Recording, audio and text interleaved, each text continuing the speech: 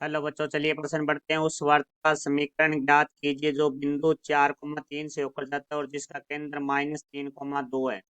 मुख्य अवधारणा। तो जो हमारा प्रश्न है वो वर्ग के समीकरण से संबंधित है। तो सबसे पहले हम वर्ग की मानक समीकरण लिखेंगे जो कि हमारी होती है x माइनस एच की घात 2 प्लस वाई माइनस के की घात 2 बराबर है r की घात 2। जहाँ केंद्र है वो हमारा होता है h कोमा के और जो हमारी त्रिज्या होती है वो होती है आर। तो अब हम प्रश्न में जो बिंदु दिया गया है उसके बारे में बात करते हैं। तो एक तो हमें बिंदु दिया गया है और एक केंद्र दिया गया है।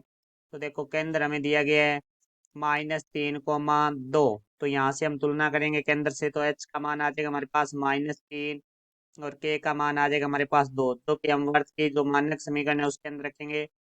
तो एक्स माइनस एच का मान -3 है, तो माइनस माइनस प्लस 3 की घात 2 प्लस y-2 की घात 2 बराबर r की घात 2, जो कि हमारी समीकरण नंबर 1 है। तो अब देखो भाई, हमारे जो वर्त है वो बिंदु 4,3 से होकर जाता है। तो हम यहाँ लिखेंगे वर्त बिंदु 3,4 से होकर जाता है। जो वर्त की समीकरण को संतुष्ट करेगा।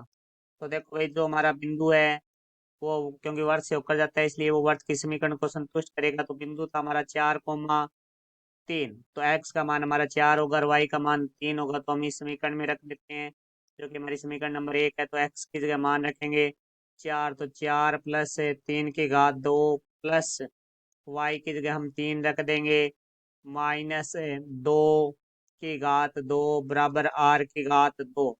तो 4 और 3 हमारा 7 हो जाएगा, 7 की घात 2, 3 - 2 1 की घात 2 बराबर r की घात 2। 7 की घात 2 49 हो गया, प्लस 1 की घात 2 1 होता है बराबर r की घात 2। तो r की घात 2 बराबर हमारा आ जाएगा 50।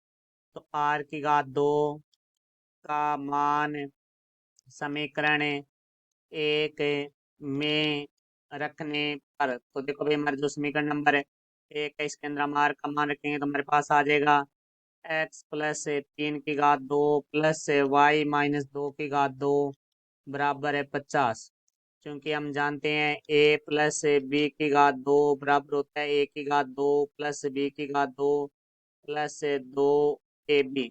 और a माइनस बी की घात 2 बराबर हमारा होता है a की घात 2 प्लस बी की घात 2 माइनस 2ab। तो यहाँ से इस सूत्र का प्रयोग करेंगे तो हमारे पास आ जाएगा x की घात 2 प्लस 3 की घात 2 प्लस 6x प्लस y की घात 2 प्लस 2 की घात 2 माइनस 4y बराबर है 50।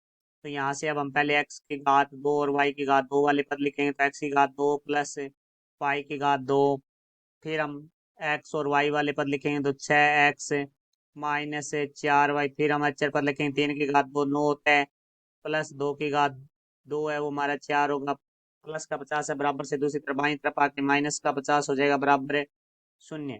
तो यहाँ से हमारे पास आ जाएगा x की घात 2 प्लस y की घात 2 प्लस 6x माइनस 4y, 9 और 4 13, प्लस के और माइनस के 50 हैं तो घटाएंगे तो हमारे पास आ जाएगा माइनस का 37 बराबर 0। तो ये हमारे वर्त समीकरण है। ये हमारे प्रश्न का उत्तर हुआ। आशा करता हूँ समझाया होगा। धन्यवाद।